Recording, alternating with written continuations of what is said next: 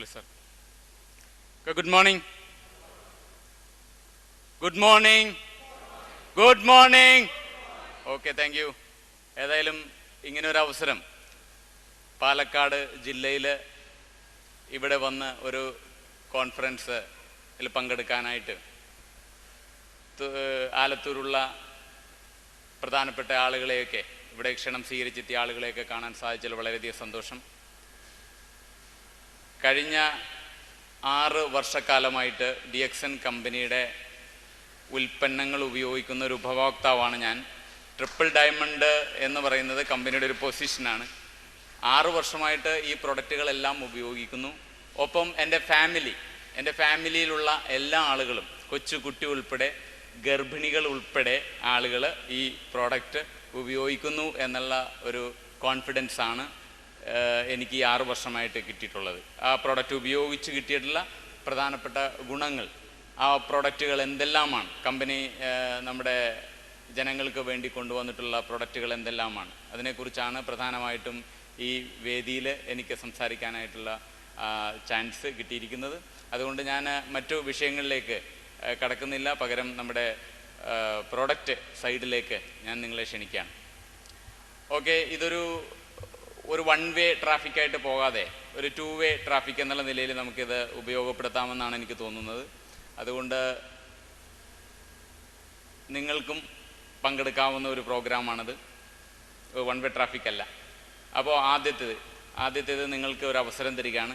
ആരോഗ്യമുള്ള എല്ലാ ആളുകളും ഒന്ന് കൈ ഉയർത്തുക. ഒന്ന് കൈ ഉയർത്തിയാൽ മതി, ആരോഗ്യമുള്ള ആളുകൾ. ഓക്കെ, എല്ലാവരും ആരോഗ്യമുള്ള ആളുകളാണ്. ഈ കഴിഞ്ഞ ദിവസങ്ങളിലൊക്കെ ആരോഗ്യമുള്ള ആളുകൾ ബസ് സ്റ്റോപ്പിൽ കുഴഞ്ഞു വീണ് മരിക്കുന്നതായിട്ട് കേട്ടില്ല? പത്രങ്ങൾ എടുത്തു കഴിഞ്ഞാൽ 36 വയസ്സുള്ള ചെറുപ്പക്കാരൻ കുഴഞ്ഞു വീണ് മരിച്ചു.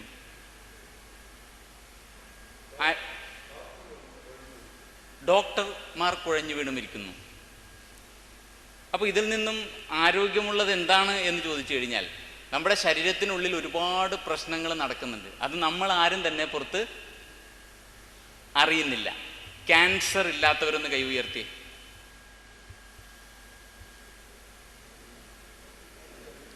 Okay, very good, thank you.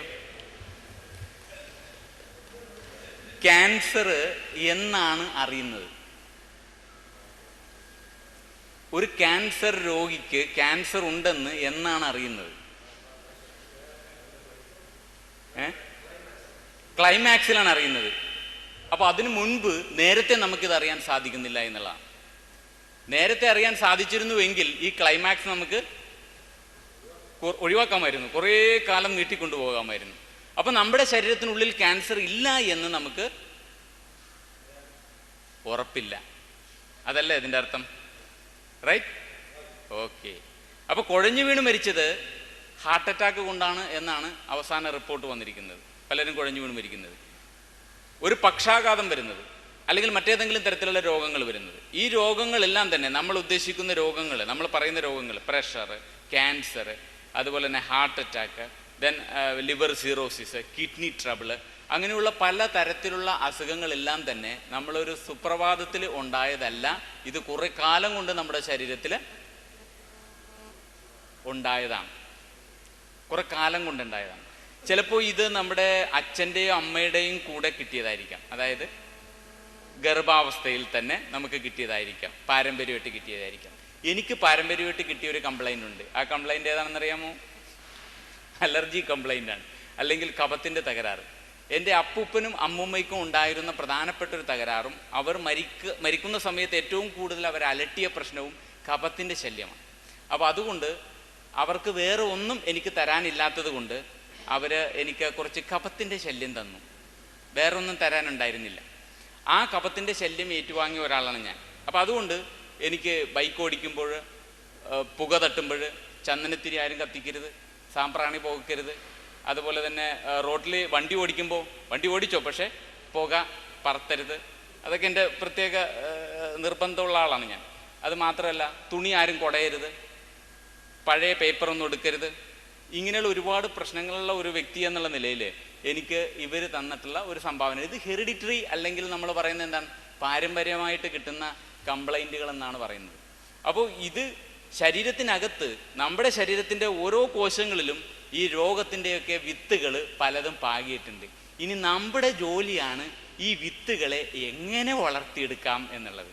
വളമിടുക, വെള്ളം ഒഴിച്ചു കൊടുക്കുക. അത് ഹാർട്ട് അറ്റാക്കായിട്ടാണ് വളർത്തുന്നത്. ചില ആൾക്കാർ അത് ഹാർട്ട് അറ്റാക്കായിട്ട് വളർത്തും, ചില ആളുകൾ ഡയബറ്റീസ് ആയിട്ട് വളർത്തും, വേറെ ചില ആളുകൾ അത് ക്യാൻസറായിട്ട് വളരും. അപ്പോൾ ശരീരത്തിനകത്തെ വിത്ത്, ആ വിത്തിന് വളരാനായിട്ടുള്ള സാഹചര്യങ്ങളാണ് പിന്നീട് നമ്മൾ ഒരുക്കി കൊടുക്കുന്നത്. അത് ഭക്ഷണത്തിലൂടെ, വായുവിലൂടെ, നമ്മളെടുക്കുന്ന ടെൻഷനിലൂടെ, നമ്മൾ കുടിക്കുന്ന പലതരത്തിലുള്ള പാനീയങ്ങളിലൂടെ, അങ്ങനെ ഒരുപാട് പ്രശ്നങ്ങളിലൂടെ, നമ്മൾ കഴിക്കുന്ന ആവശ്യത്തിനും അനാവശ്യത്തിനും കഴിക്കുന്ന മരുന്നുകളിലൂടെയൊക്കെ ഇത് നമ്മുടെ ശരീരത്തിനകത്തേക്ക് കടക്കുകയും ഇത് ആ വളങ്ങൾ അവിടെ ചെന്ന് ശരീരത്തിൽ ഈ വിത്തുകളെ വളർത്തി വലിയൊരു മരമാക്കി അവസാനം ഈ മരം ഒരു ചില്ലയുമായിട്ട് പുറത്തേക്ക് വരുമ്പോഴാണ് നമ്മൾ അറിയുന്നത് എവിടെയോ ഒരു പ്രശ്നമായി എന്ന്. ആ സമയത്ത് നമ്മൾ വെട്ടാൻ വേണ്ടി കൊണ്ടുപോകും ഈ മരം പറിക്കാൻ വേണ്ടി.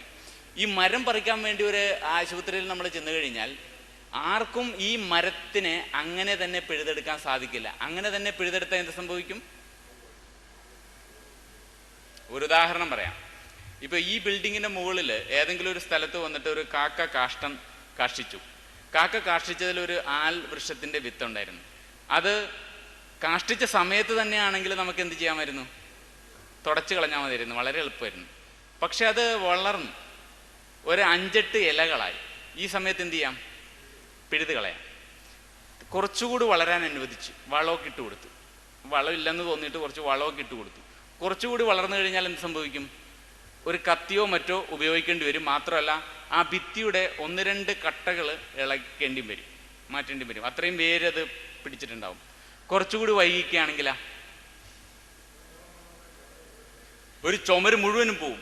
പക്ഷെ ഇവൻ വളരാൻ അനുവദിച്ചാൽ ഈ ബിൽഡിംഗ് മൊത്തം പോവും. അതുകൊണ്ട് ആലവിടെ നിൽക്കട്ടെ, തൽക്കാലം ഒരു ബിൽഡിങ് ചരിഞ്ഞല് നിൽക്കുന്നുള്ളൂ, കുഴപ്പമില്ല, നമുക്കൊരു മുട്ട് കൊടുത്ത് നിർത്താം. അങ്ങനെയാണ് പല ആളുകളും ഇപ്പോൾ ജീവിച്ചുകൊണ്ടിരിക്കുന്നത്. എന്ന് പറഞ്ഞാൽ അവർ ജീവിക്കുകയല്ല, വെറുതെ ഇങ്ങനെ തള്ളി നിൽക്കുകയാണ്, വെറുതെ ഇങ്ങനെ തള്ളി നിൽക്കുകയാണ് പല ആളുകളും. അപ്പം നമുക്ക് ചെയ്യാൻ പറ്റിയ ഒരു പ്രധാന കാര്യം ശരീരത്തിന് ആവശ്യമായ നല്ല ഭക്ഷണം കൊടുത്ത് ശരീരത്തിൻ്റെ ഏറ്റവും നല്ല മരുന്ന് ശരീരത്തിലേക്ക് കൊടുക്കുക. ശരീരത്തിൻ്റെ ഏറ്റവും നല്ല മരുന്ന് ഏതാ? 1 ഭക്ഷണം, 2 വ്യായാമം. വളരെ പ്രധാനപ്പെട്ട ഒരു സാധനമാണ്. ഭക്ഷണത്തിൽ വെള്ളവും കൂട്ടിക്കോ, വെള്ളം ഭക്ഷണത്തിൽ കൂട്ടിക്കോ. ഭക്ഷണം, നല്ല വ്യായാമം, ഇത് രണ്ടും വളരെ അത്യാവശ്യമാണ്. ഒപ്പം വേണ്ടത് എന്താണെന്നറിയാമോ? നല്ല വിചാരം. നല്ല വിചാരം എന്ന് ഉദ്ദേശിക്കുന്നത് തൊട്ടടുത്തിരിക്കുന്ന ആളിൽ ആദ്യം നന്മ കാണാനായിട്ടുള്ള, ആദ്യം നന്മ പിന്നെ തിന്മ കണ്ടോ, പക്ഷെ ആദ്യം നന്മ കാണാനായിട്ടുള്ള ഒരു പ്രത്യേകമായിട്ടുള്ള ഒരു കഴിവിനെയാണ് നമ്മൾ നല്ല വിചാരം കൊണ്ട് ഉദ്ദേശിക്കുന്നത്. ഞാനോ നിങ്ങളോ ബസ്സിൽ കയറിയാൽ അത് വളരെ കുറവാണ് നമുക്ക്. കാരണം എന്താ? ഒരു സീറ്റിൽ കയറി ഇരുന്ന് കഴിഞ്ഞിട്ടുണ്ടെങ്കിൽ ആദ്യം സീറ്റിലിരിക്കുന്ന ആളെ നമ്മൾ എങ്ങനെയാണ് കാണുന്നത്? തൊട്ടടുത്ത് വന്നിരിക്കുന്ന ആളെ കണ്ട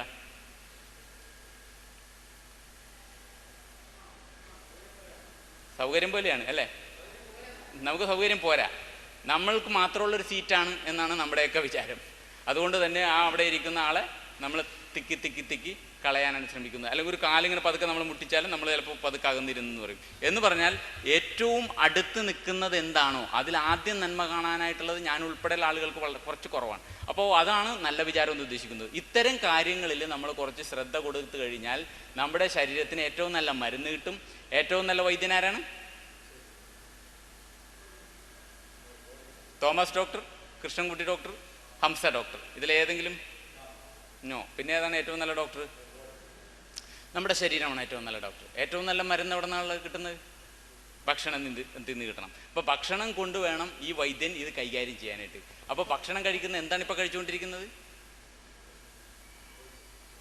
ഞാൻ ഈ കഴിഞ്ഞ ദിവസം ഒരാളോട് ചോദിച്ചു, പ്രമേഹത്തിന് എന്താണ് ഇപ്പോൾ പ്രമേഹത്തിന് ഞാൻ പാവയ്ക്ക എടുത്തിട്ട് നന്നായിട്ട് കഴുകി പിഴിഞ്ഞ് അതിൻ്റെ ജ്യൂസ് കുടിക്കും. അപ്പോൾ ഞാൻ ചോദിച്ചു, പാവയ്ക്ക എവിടെ നിന്ന് വാങ്ങിക്കും? പാവയ്ക്ക ഞാൻ മാർക്കറ്റിൽ പോയി വാങ്ങിക്കും. പാവയ്ക്ക കൃഷി ചെയ്യുന്ന സ്ഥലത്ത് പോയിട്ടുണ്ടോ? ഇല്ല, ഞാൻ പോയിട്ടില്ല. കൃഷി ചെയ്യുന്ന സ്ഥലത്ത് പോയിട്ടില്ല. കൃഷി ചെയ്യുന്ന സ്ഥലത്ത് നിങ്ങൾ ചെന്ന് കഴിഞ്ഞാൽ അവിടെ ഇവർ പാവയ്ക്കൊക്കെ അടിക്കുന്നൊരു സാധനമുണ്ട്. പാവയ്ക്ക കേടുവരാതിരിക്കാൻ വേണ്ടിയിട്ട് അടിക്കുന്നത്. അതിങ്ങനെ അടിച്ചുകൊണ്ടിരിക്കും. ഇടയ്ക്കിടയ്ക്ക് ഈ കൃഷിക്കാർക്ക് വിഷമം തോന്നും. വിഷമം തോന്നുമ്പോൾ ഇത് തിരിച്ച് വെച്ച് അടിച്ചാണ് അവർ ആത്മഹത്യ ചെയ്യുന്നത്. അപ്പോൾ അവരപ്പം തന്നെ മറിച്ച് വീഴും. പക്ഷെ നമുക്ക് കുറച്ചായിട്ടേ തരുള്ളൂ. അങ്ങനെ ഈ സാധനം പച്ചയ്ക്ക് പിഴിഞ്ഞു കുടിച്ചാൽ അപ്പോൾ സ്ഥിതി എന്തായിരിക്കും? പച്ചയ്ക്ക് വിഷം കിട്ടും എന്നുള്ളതാണ്. അപ്പോൾ ഇതാണ് പല സ്ഥലങ്ങളിലും സംഭവിച്ചുകൊണ്ടിരിക്കുന്നത്. ഇപ്പോൾ പാവക്ക കഴിക്കുന്ന ആരെങ്കിലും ഉണ്ടെങ്കിൽ ഇന്ന് മുതൽ പാവക്ക നിർത്തണമെന്ന് ഞാൻ പറയുന്നില്ല. പക്ഷേ പാവൽ നമുക്ക് ഒരു ജൈവ കൃഷിയിലൂടെ കിട്ടുന്നുണ്ടെങ്കിൽ അത് ഉപയോഗിക്കാം. ഇപ്പോൾ അതുകൊണ്ട് തന്നെ ഭക്ഷണ സാധനങ്ങൾ തിരഞ്ഞെടുക്കാൻ പോകുന്ന വീട്ടമ്മമാരും വീട്ടിലെ അച്ഛന്മാരും സെലക്ട് ചെയ്യുന്നത് പുഴു തിന്ന അല്ലെങ്കിൽ ചീച്ചിലുള്ള തക്കാളി, ഭംഗിയില്ലാത്ത പാവയ്ക്ക, വളഞ്ഞു പുളഞ്ഞ അവശതയായ പടവലങ്ങ, ഇതേപോലുള്ള സാധനങ്ങളൊക്കെയാണ് ഇപ്പോൾ സെലക്ട് ചെയ്യുന്നത്. കാരണം എന്താ പറയുമ്പോൾ വിഷം എത്തിയിട്ടില്ല, അതുകൊണ്ട് പുഴുണ്ട്, അതുകൊണ്ട് അത് കളക്ട് ചെയ്യുന്നു. പുഴു കുത്തിയ ചീര, ഇതെല്ലാമാണ് ആളുകൾക്ക് ഇപ്പോൾ അത്യാവശ്യം. വേറൊന്നുമല്ല, അത്തരം വിഷം ചെല്ലില്ലല്ലോ. പുഴുവാണെങ്കിൽ പ്രശ്നമില്ല, വെജിറ്റേറിയൻ പുഴുവല്ലേ, അതിനെ തിന്നാലും വെജിറ്റേറിയനാണ്. അപ്പോൾ ആ രീതിയിലുള്ള ഒരു ചിന്താഗതിയിലേക്ക് ജനങ്ങൾ മാറിയിരിക്കുന്നു എന്നുള്ള ഒരു സത്യം നമ്മൾ മനസ്സിലാക്കുകയാണ്. അപ്പോൾ ഇതാണ് നമുക്ക് കിട്ടുന്ന ഭക്ഷണം എന്ന് പറഞ്ഞാൽ എല്ലാ ഭക്ഷണവും മോശമെന്നല്ല ഞാൻ പറയുന്നത്.